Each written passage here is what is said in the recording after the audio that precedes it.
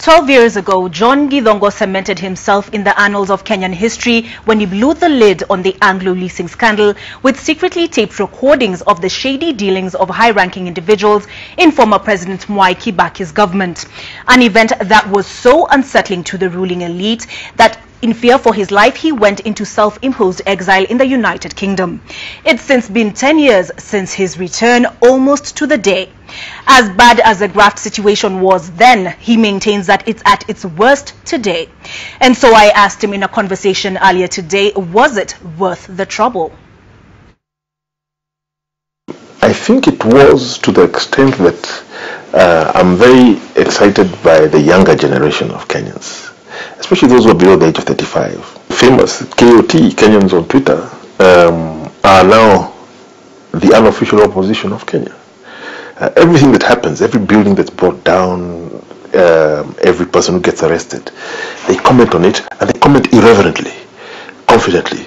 So younger generation, I believe, think differently. Also, it's because they realize, when I was leaving university, I knew that I would get a job. For many of you, that's not the case. For your children, definitely not. It's unfortunate that we've reached that situation, and so there is also an anger and a mistrust of politicians, of institutions, that's very, very strong. And I think that for me, that even though I interact with them all the time, I can feel that that difference was made. It was made in a way that I had not expected. And that brings us to the whistle the son of an accountant and economist himself is now blowing. And I bet you won't need two guesses to figure out why. Unfortunately, from 2013 up to this year, this has been the most corrupt administration in Kenya's history. We've never lost more money, and it's also been profligate and reckless and incompetent, especially in its acquisition of debt. It's forced Kenya into a situation of fiscal distress. It's forced us back into the hands of the IMF, which we had weaned ourselves off. And so for me it was unfortunate to see corruption worsening in Kenya, but now reaching the point where we are forced to make structural changes as a result of our own incompetence and corruption, raising VAT on basic commodities. The petrol is going to go up next month. The counties haven't received their money.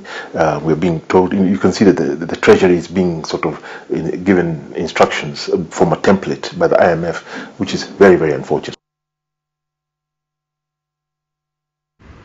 Quite the indictment on President Uhuru Kenyatta's administration so far. But what does he make of the events of the last few weeks? The shift from mnataka nifanye nini to the president losing friends for refusing to stand in the way of justice. We've seen this before.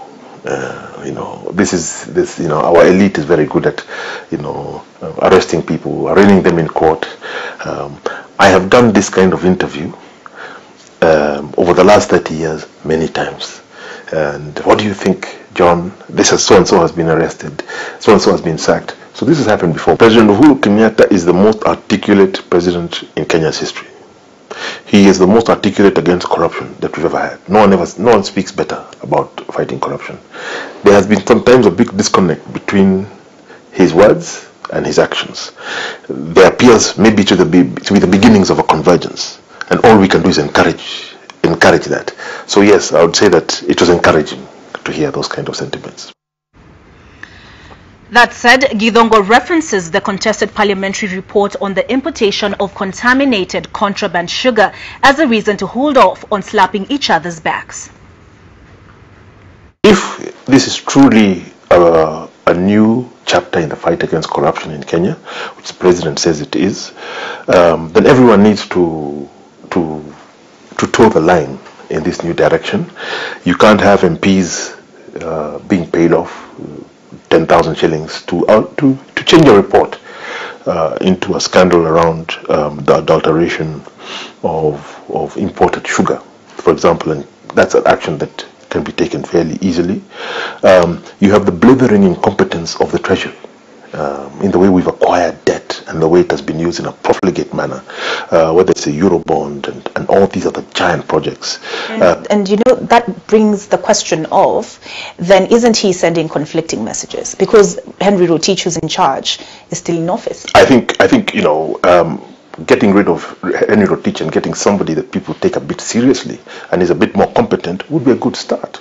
I think it was quite curious that the former DPP, Mr. Tobiko, was promoted from DVP to a minister. Yet, Mr. Haji, in a couple of months, has done more than Mr.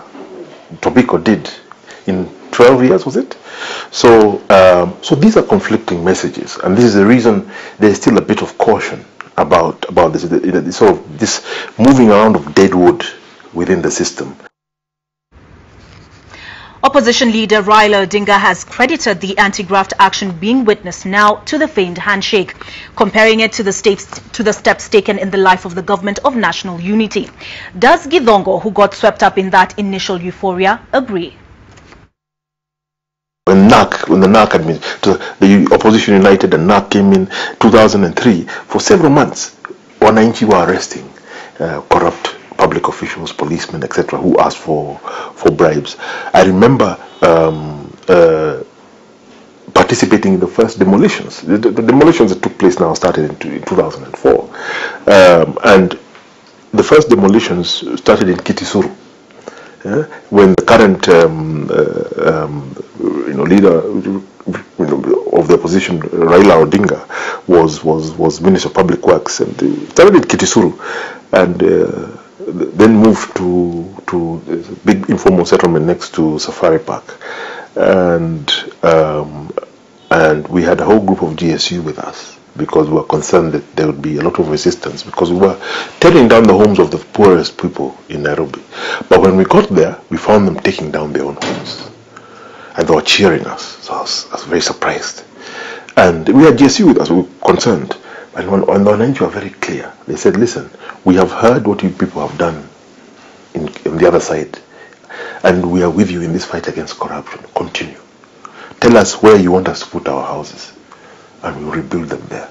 And so they took, well, we stood there just witnessing them taking apart their homes, smiling, laughing, telling us, give us. So Kenyans are smart people, and they feel and they understand when an effort to deal with something like corruption is real, and they respond to it, and they respond to it in a positive manner. When they're not sure, then they'll wait and see. Let's see how serious this thing is, and there's a sense in which we're still slightly in that wait and see mode, and with a bit more effort, maybe we can shift it. Okay, you bring up the NARC government. Opposition leader Raila Odinga did so as well on Sunday, and he said what we're seeing is similar to what happened back in 2003 when he and President Kibaki formed government. Now, is it true, as he says, that what we're seeing now is a result of the handshake? I mean, I think without the handshake, what is happening now would not be entirely possible. Can you think of bulldozers going into Kibera and knocking down the homes of 20,000, 30,000 people without a stone being thrown, without a tear gas canister being lobbed? I think it would be hard to imagine. And giving credit where credit is due, Githongo maintains that a lot more still remains to be done. We have a failed election system. We now have an election system which no one believes. That needs to be fixed. We're going into a census next year. Who's going to carry out the census? Chebukati and company? Can they produce figures that we believed? Those things need to be fixed, and hopefully the handshake has created an environment where those things can be solved. Possible. Yeah, they're essential. 10 years ago to the day, Githongo announced a return to Kenya. Would he consider a return to government, given how things turned out the last time? One never refuses to serve in public office, so long as it is one is able to do something serious, and not doing PR. And there you have it. Back to you, Dennis.